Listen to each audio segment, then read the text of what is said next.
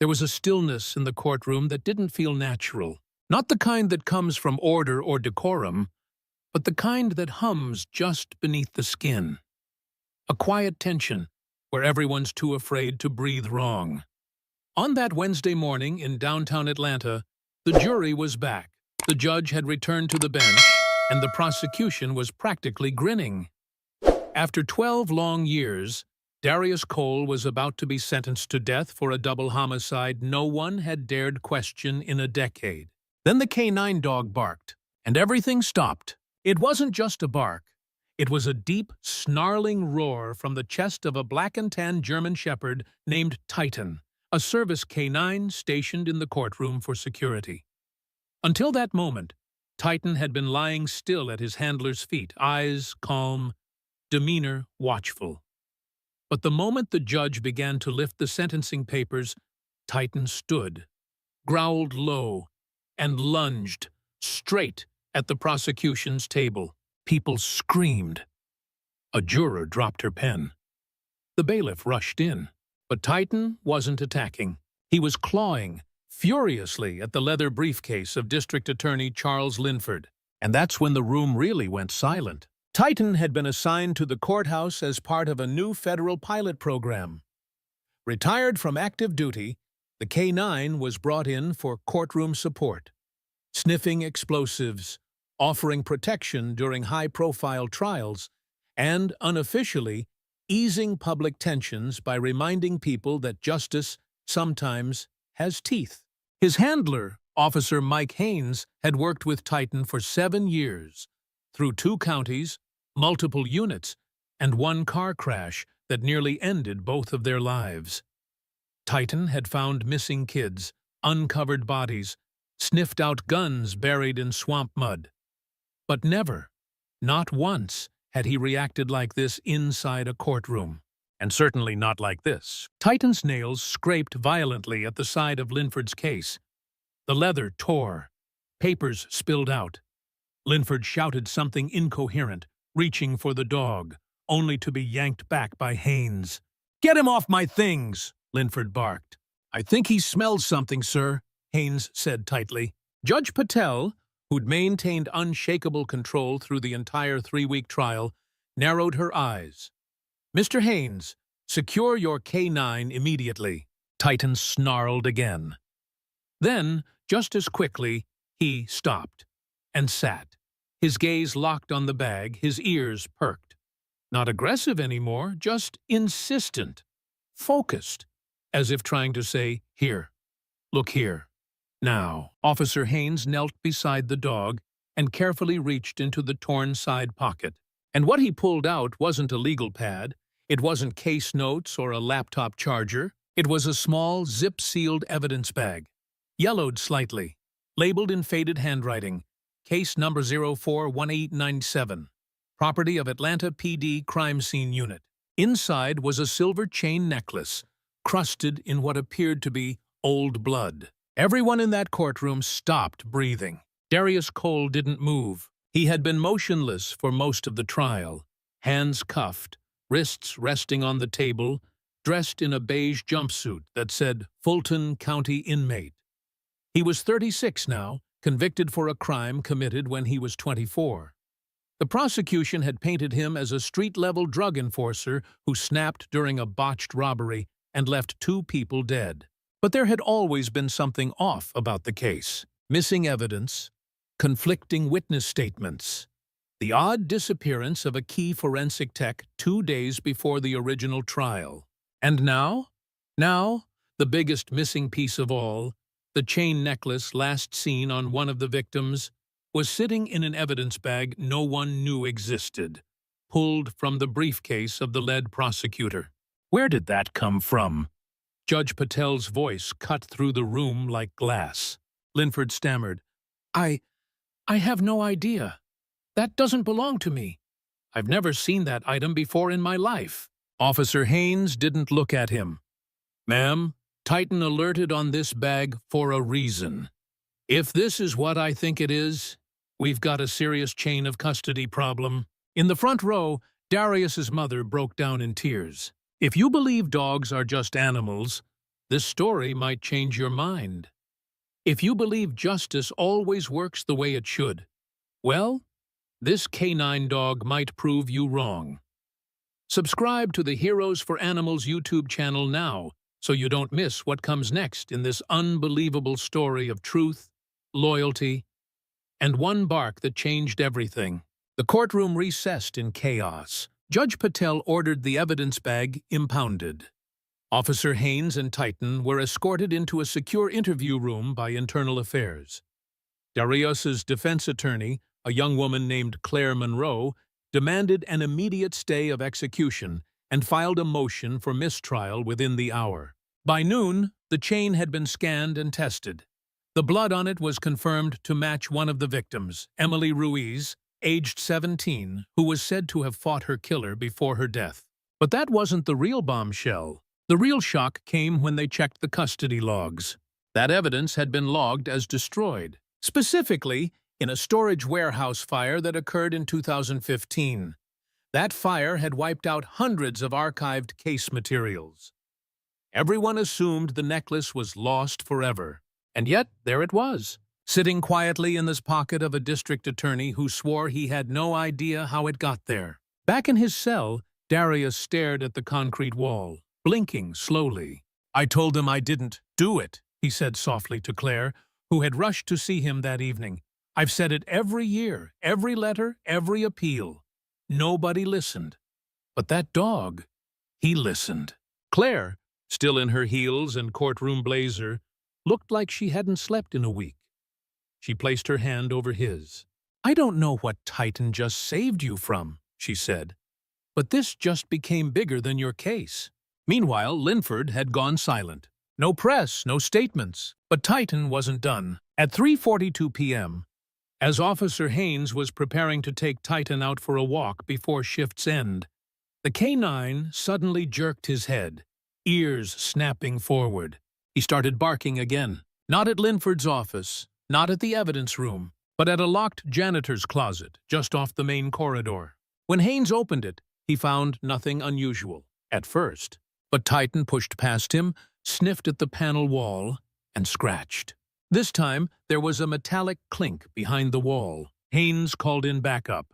What they found inside the false panel would blow the case wide open. Officer Mike Haynes had seen some strange things in his 15 years on the force. But never in a million years did he think he'd be kneeling inside a janitor's closet at the Fulton County Courthouse, flashlight in hand, while his retired canine partner Titan clawed at a piece of drywall like his life depended on it. "Titan," he said quietly, "what the hell did you just find?" The scratching stopped. Titan stood still, nose pressed against a narrow vertical line in the paneling, his ears stiff and pointed, tail low and straight. That was his signal. There was something hidden. Mike stepped back and radioed it in.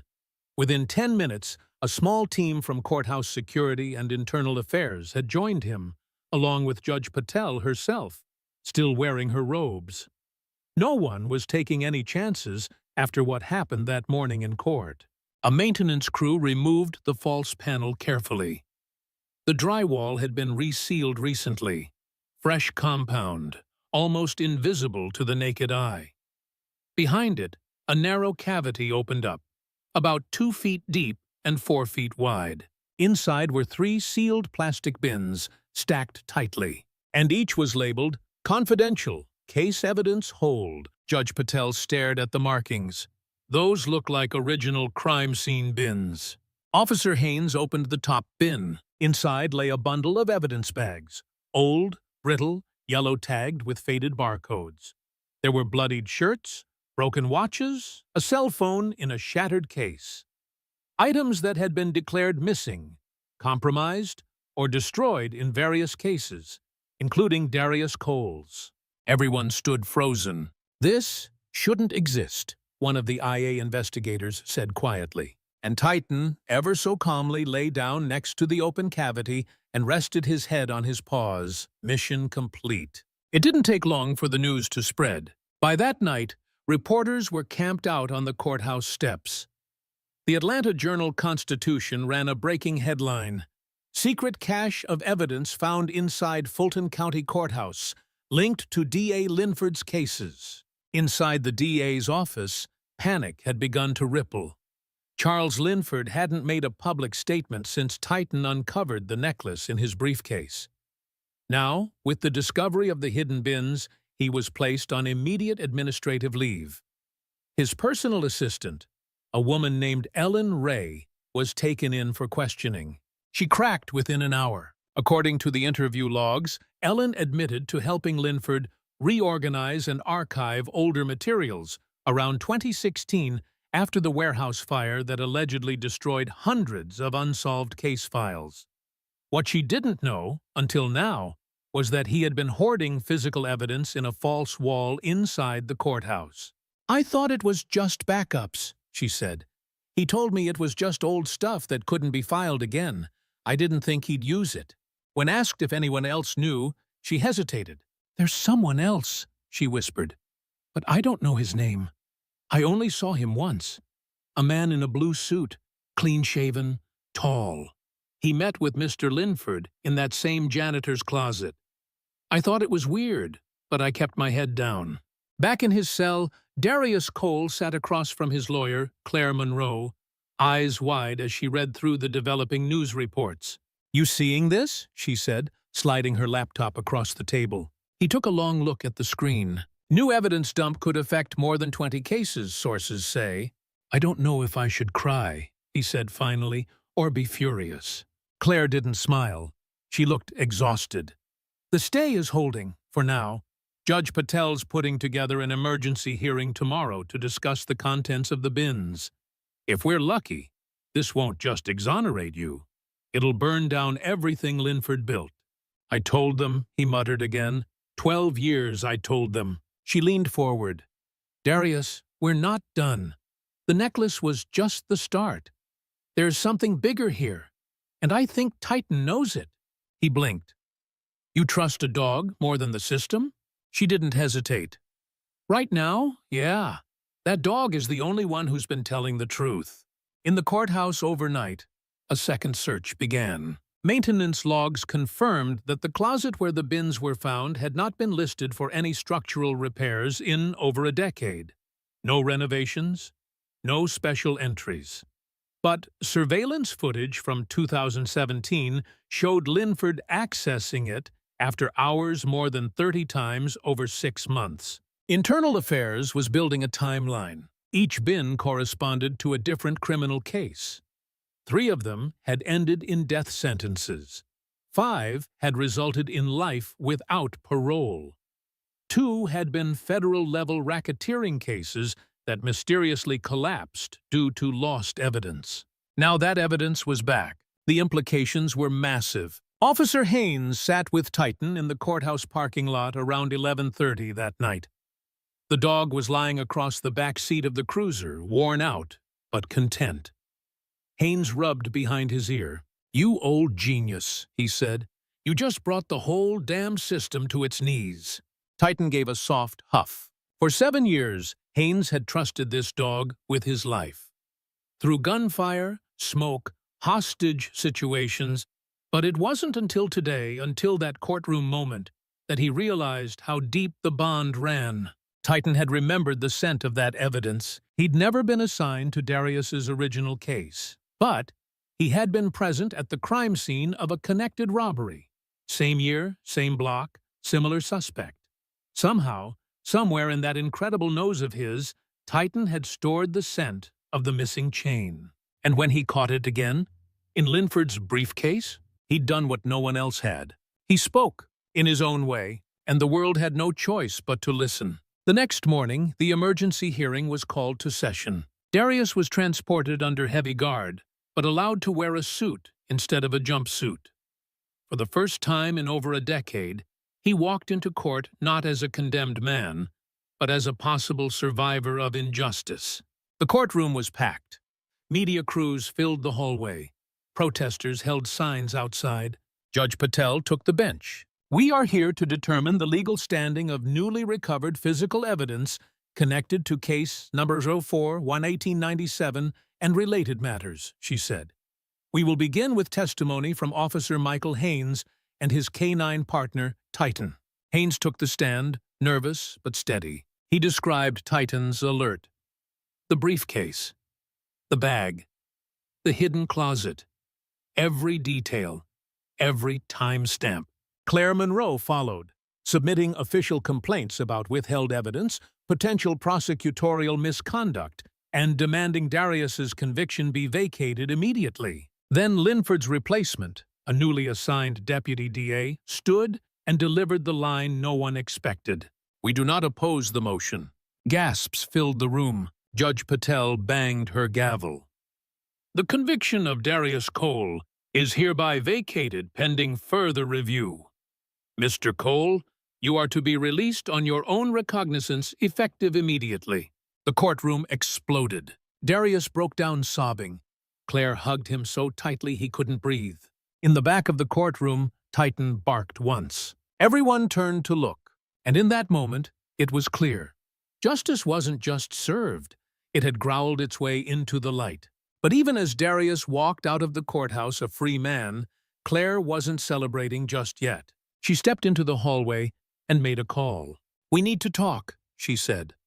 "Linford didn't work alone.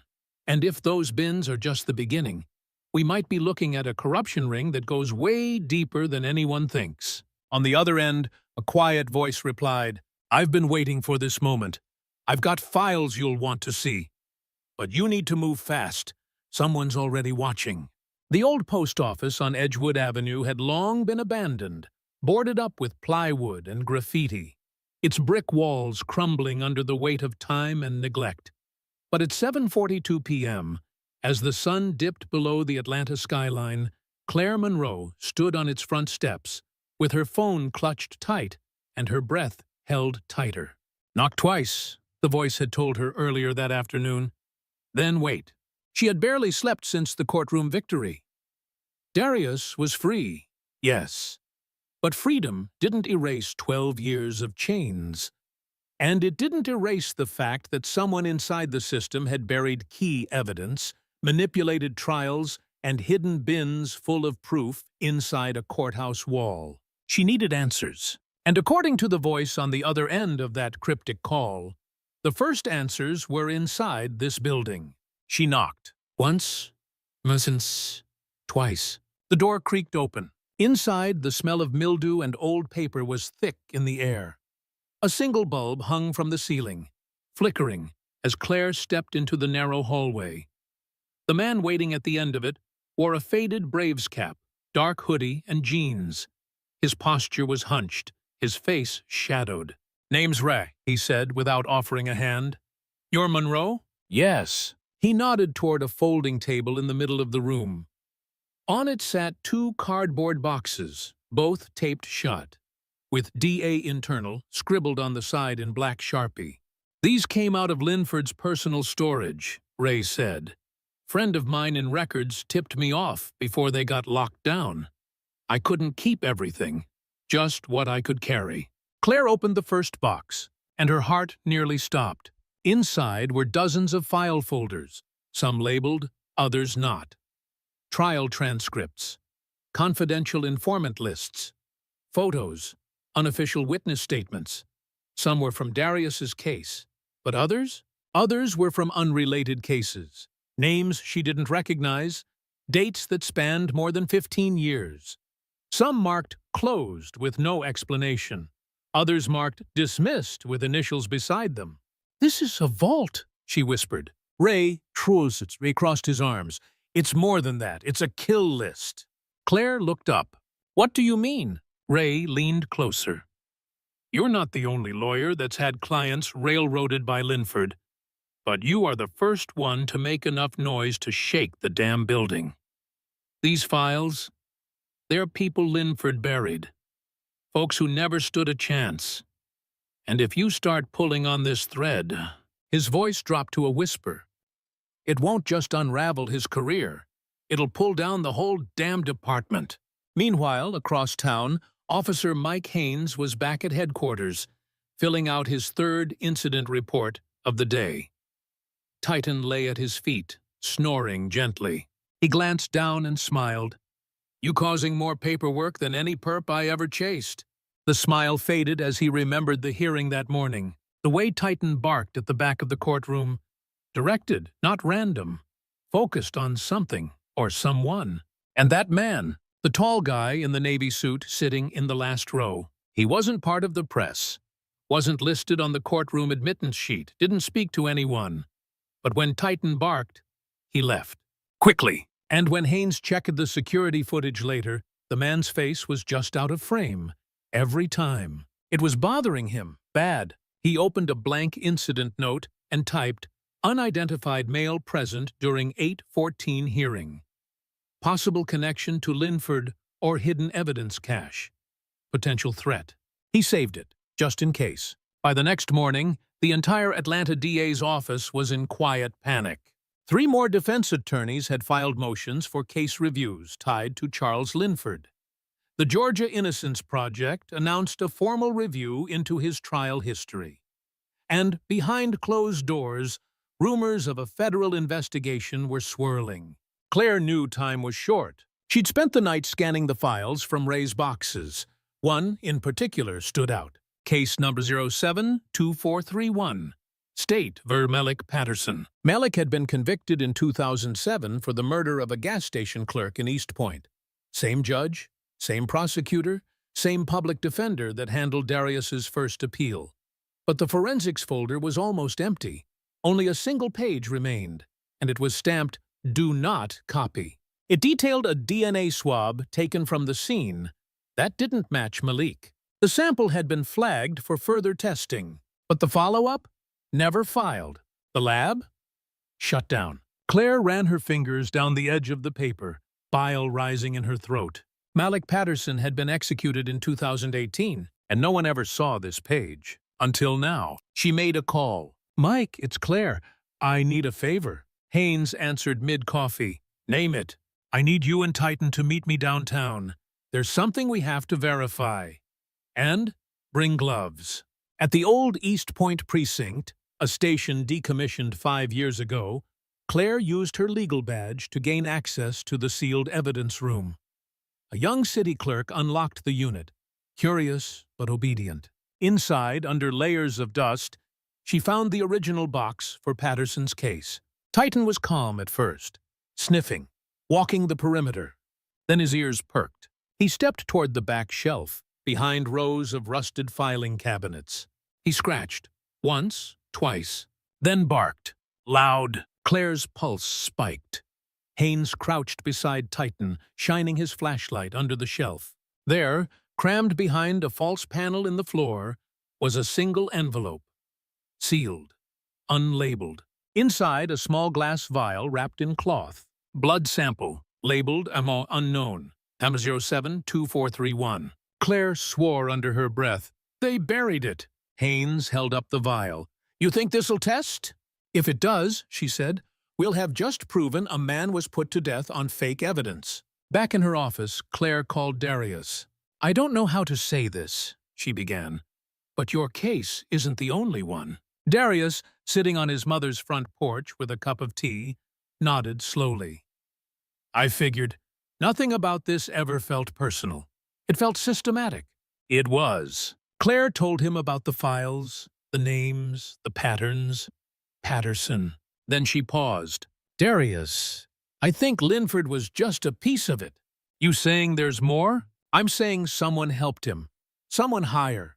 Someone with access to evidence, judges, lab requests, maybe even jury pools." He sat in silence, staring out at the street. And then, softly, "So what do we do?" Claire didn't hesitate. "We blow it open." That night, as the city slept, someone else didn't. In a sleek black car parked 2 blocks from Claire's office, a man in a navy suit watched the lights go out. His face illuminated only by the blue glow of his tablet. On the screen, Claire Monroe, flagged.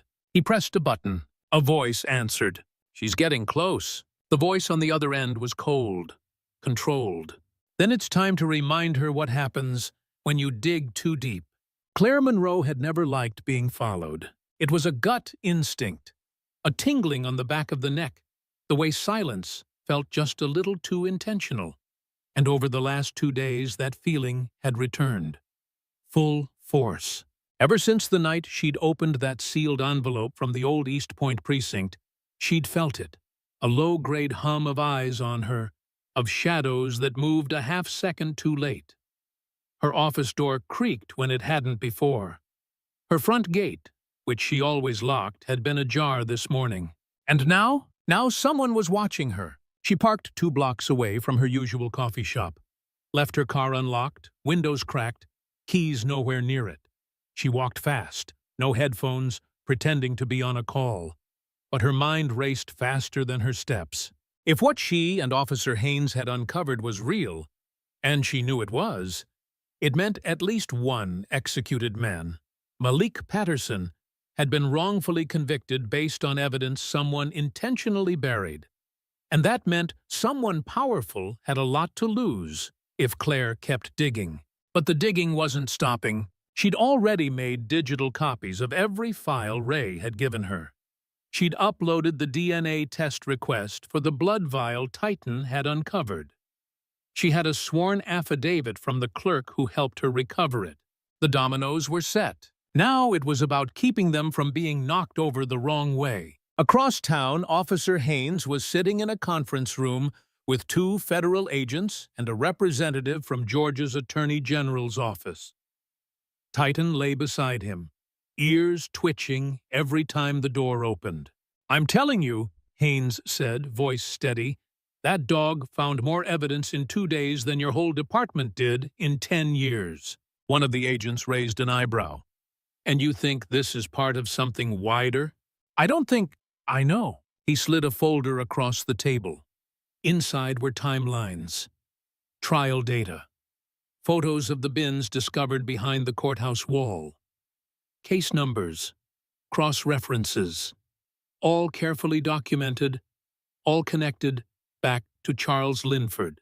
"You're looking at a pattern," Haynes continued. "A string of manipulated prosecutions, lost evidence that magically reappears. And at the center? Linford." But he wasn't acting alone. The AG rep frowned. "You have a name?" "No, but Titan does." They chuckled at first, until Haynes pulled out a screenshot. Surveillance footage. Courtroom hearing. Titan barking toward the back row. A man in a navy suit exiting before anyone else. Same man Claire saw near the old East Point station the day we recovered the blood sample. He's not in any court record. No name, no ID. But Titan reacted to him, same way he reacted to Linford's briefcase. The agent leaned forward. "You think the dog remembers his scent?" "I know he does." That evening, Claire sat with Darius Cole on his mother's porch, sipping sweet tea and listening to crickets fill the silence. "I don't know what happens next," Darius said, staring at the sidewalk. "Feels like I got dropped into someone else's story." "You didn't," Claire said.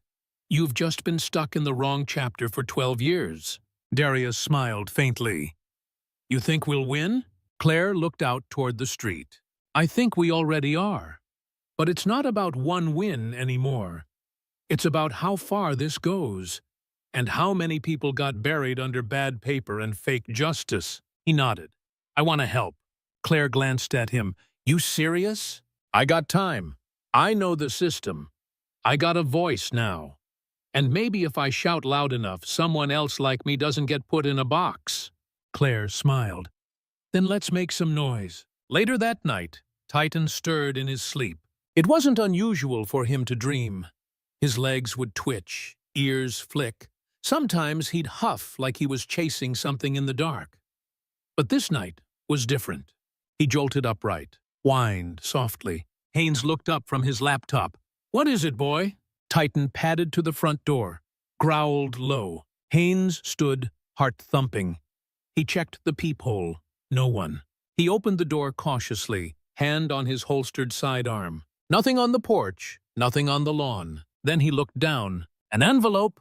No name, no markings. Just a plain white envelope sealed with clear tape. He brought it inside, laid it on the table. Titan sat beside him, watching. Haynes opened it. Inside was a single photo. Claire Monroe, taken from across the street. Below it, typed in blocky, cut-out letters from magazines. "She digs, she dies." Titan growled again, louder. And Haynes knew then, without a doubt, the shadow they'd all been feeling wasn't just paranoia. It was real, and it was coming. The next morning, Claire didn't go to her office. Instead, she met Haynes at a secure location arranged through a federal contact, an old off-grid ranger cabin north of Stone Mountain. No phones, no Wi-Fi, just paper, coffee, and a German shepherd who never blinked. Claire sat at the wooden table, looking at the photo. "I guess that's our answer," she muttered. Haynes nodded. "They know we're onto them. They're scared. They're dangerous." She looked up. "So what do we do?" He unzipped a duffel bag. Inside were case files, surveillance notes, the original affidavit from Ellen Ray, the chain Titan found. Everything they'd uncovered, duplicates, labeled, in order. "We go public," he said, "before they can silence us." Claire exhaled slowly and nodded. By noon the next day, the story had broken nationwide. A front-page feature on the Atlanta Journal-Constitution read, "Canine dog uncovers evidence in decade-old murder case. Wrongful conviction unraveled." CNN picked it up within hours. NPR followed. Social media lit up with hashtags. Justice for Darius Nader Titan, Kynes digging for truth. The Department of Justice formally announced a full federal investigation into Charles Linford's cases. And Claire? She stood in front of the courthouse with Darius at her side, Titan at her feet, and a dozen cameras pointed straight at her. "We didn't get lucky," she said, voice clear and strong.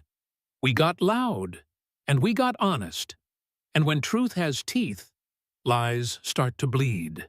Titan barked once. The crowd erupted. But across the city, in an unmarked office tucked between an old credit union and a vape shop, a man in a navy suit adjusted his cufflinks. Another man stepped into the room, holding a phone.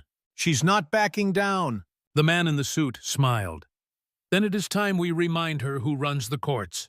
He pulled out a file. Claire Monroe's face was on the cover. Claire Monroe never thought she'd need personal security. But by the end of that week, she had 2 unmarked patrol cars rotating outside her home, her office calls monitored by the DOJ, and Titan sleeping at the foot of her bed like a silent sentry. She hadn't asked for a bodyguard, but Officer Mike Haynes and his canine partner had become one whether she liked it or not. The moment her photo and the death threat landed on her porch, everything changed. "You're not paranoid anymore," Haynes had told her. "You're a target." And Claire didn't argue. Not now. Not with what they were uncovering. Since the media storm erupted around Darius's release and the secret courthouse evidence vault, more than 17 new defense motions had flooded the Fulton County judicial system. And within 72 hours, 2 of those cases were already overturned. One of the men released had been 19 years old when he was arrested. Now, at 35, he stepped into the sunlight a free man, with no idea how to live in a world that had passed him by.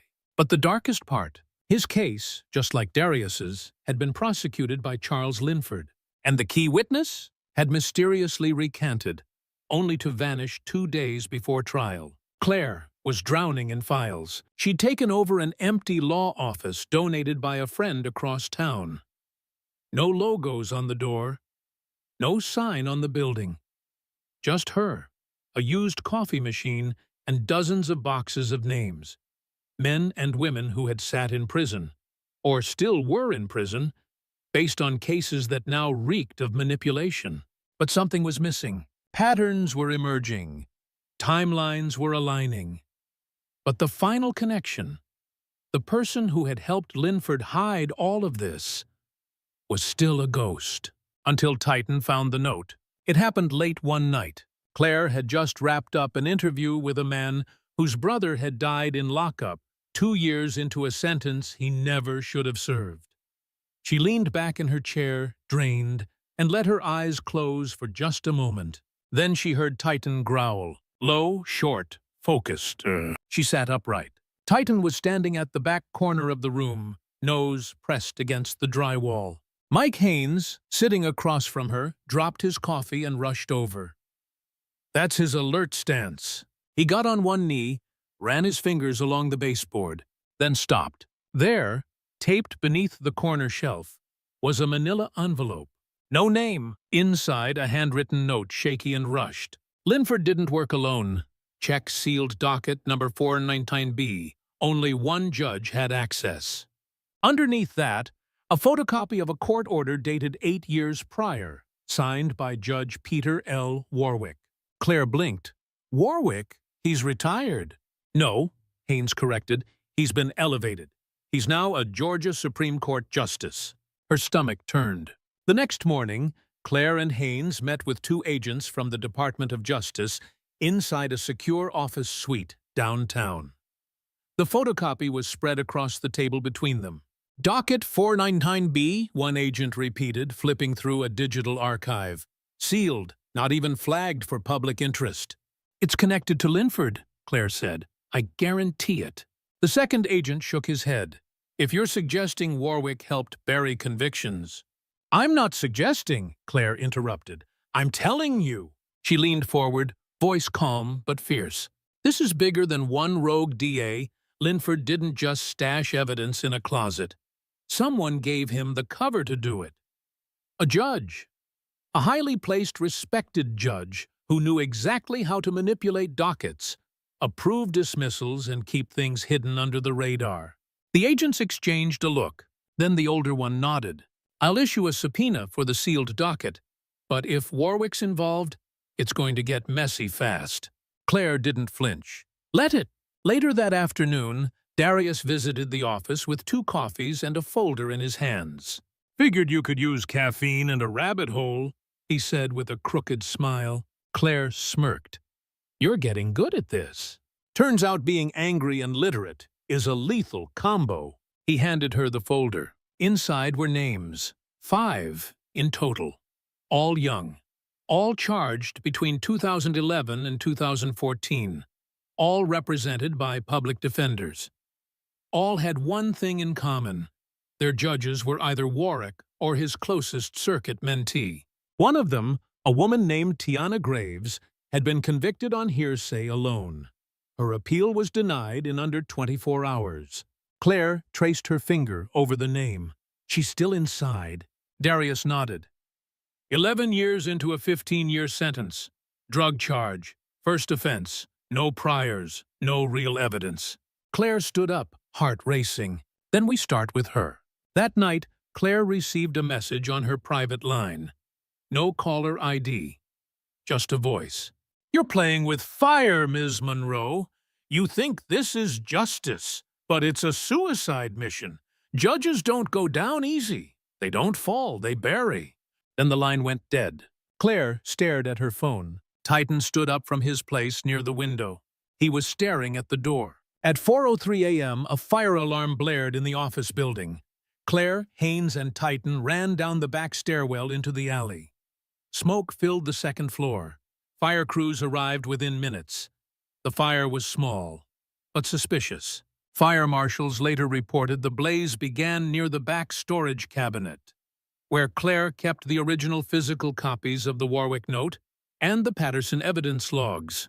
Coincidence? Nobody believed that anymore. Claire sat on the curb, shoulders hunched, holding Titan's leash while firefighters poured water over scorched paper and blackened walls. This is war now, she muttered. Haynes sat beside her. So let's fight. By noon the next day, Claire called a press conference. Standing outside the Georgia state capitol, flanked by Darius, Haynes, and 2 of the newly freed men from Linford's past cases, she spoke into the mic with unwavering clarity. For over a decade, innocent people were sent to prison, or worse, because the people sworn to uphold justice used it as a weapon. And we now have reason to believe this corruption reached Georgia's highest bench. Cameras clicked. Reporters leaned in. Claire held up the scorched corner of the Warwick court order, rescued from the fire. We will not be intimidated. We will not be silenced. If the walls of justice are this rotten, then we will tear them down and build something better. Behind her, Titan barked. Loud, sharp, as if to say, try and stop us. But in a dark office high above the city, a man in a robe poured himself a drink. Peter Warwick stared out at the Atlanta skyline, his jaw tight. He'd worked too hard, climbed too far to fall now. "They're getting bold," he muttered. Across the room, another man, tall, silent, in a navy suit, watched without blinking. "What do you want to do?" he asked. Warwick's voice was calm, cold. "Let them dig. Let them scream. When it's time, cut off the oxygen. Judges don't get convicted, son. They get remembered." The day Claire Monroe walked into the Georgia Supreme Court, she didn't wear armor. She wore her truth. No makeup. No expensive blazer. Just a worn leather satchel, filled with documents no one ever expected to see again. And Titan at her side, tail low and alert, the way he always was when danger was close. The Capitol building loomed above her like an old wound that never healed. Marble floors, polished halls, and portraits of men who never lost a trial. But Claire wasn't here to win. She was here to expose. And with the nation watching, she was going to make sure the system finally looked in the mirror. The formal hearing was unprecedented. A Judicial Inquiry Board had summoned Justice Peter L. Warwick, the same man who once presided over hundreds of state cases, the same man now accused of enabling prosecutorial misconduct, evidence suppression, and judicial tampering in at least 9 known convictions tied to Charles Linford. The board didn't call Warwick to testify. They called Claire, and she was ready. She stepped forward, laid her hand on the Bible, and took her oath with Titan quietly sitting beneath her feet. Cameras weren't allowed in the chamber, but reporters filled every bench outside.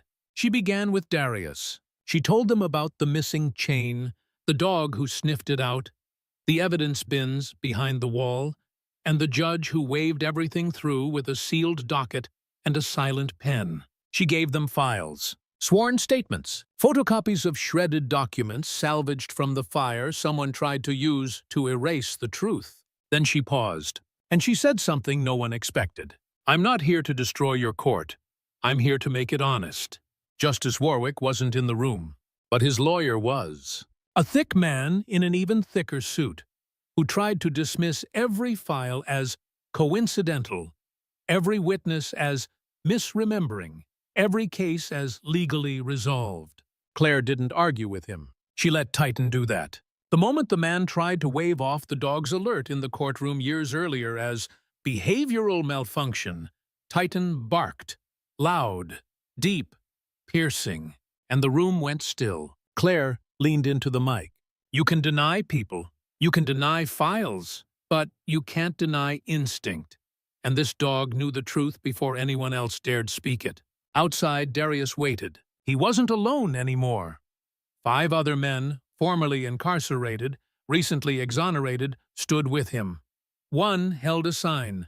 Another had his daughter on his shoulders. All of them wore shirts that said, "Justice doesn't expire." Reporters asked questions, snapped photos, but Darius kept it simple. "We're not here for revenge," he said. "We're here so the next kid from the wrong neighborhood doesn't end up buried behind someone's promotion." Behind closed doors, the board deliberated for hours. Claire sat on a bench outside, Titan curled next to her. She didn't speak, didn't check her phone, just stared at the floor, remembering every broken voice on the other end of every prison phone call she'd ever taken.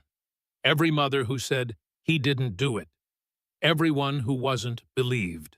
At 6:14 p.m., the chamber doors opened. A clerk stepped out with a folded paper. The board had made a recommendation to the state assembly. Justice Warwick would be removed from the bench and referred for federal criminal investigation. Claire didn't smile. She just breathed. For the first time in years, it felt real. The fallout came fast. Within a week, Warwick resigned for health reasons. 2 more judges were named in the widening investigation. Charles Linford, already disbarred, was arrested under obstruction and conspiracy charges. 37 cases were formally reopened. 8 convictions vacated. 3 wrongful death settlements reached. And Titan? He received a medal? The ceremony was small, held in a city park under the Georgia sun. Children ran in circles.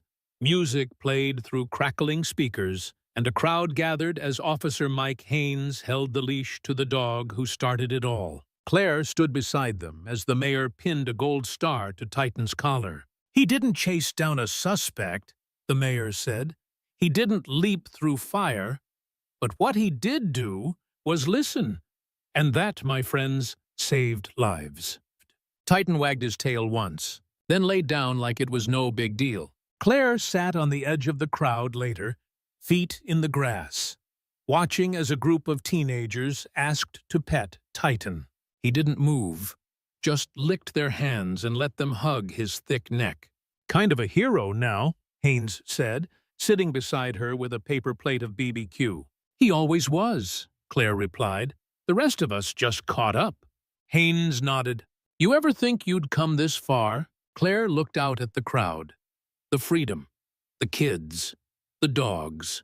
"No," she said, "but I'm glad we did." That night, back at home, Claire tucked the original note that started it all, the one Titan led her to, into a frame. Next to it, she placed the newspaper clipping of Darius's release, and beside that, a photo of Titan, standing in front of the courthouse, mouth open, mid-bark, tail wagging. She hung it on her office wall with a single word written underneath: truth. We want to thank you for following this story all the way to the end. At Heroes for Animals, we believe that every voice matters, even when it comes from 4 legs and a bark that won't be ignored. Titan reminded us that sometimes the smallest sound in the courtroom can shake the largest lies. Now we ask you, what do you believe justice looks like? Is it a courtroom? A voice? A dog? We'd love to hear your thoughts in the comments. And if this story moved you, please consider subscribing to Heroes for Animals to support real stories about incredible animals making a difference. Until next time, stay brave, stay loud, and always trust your instincts.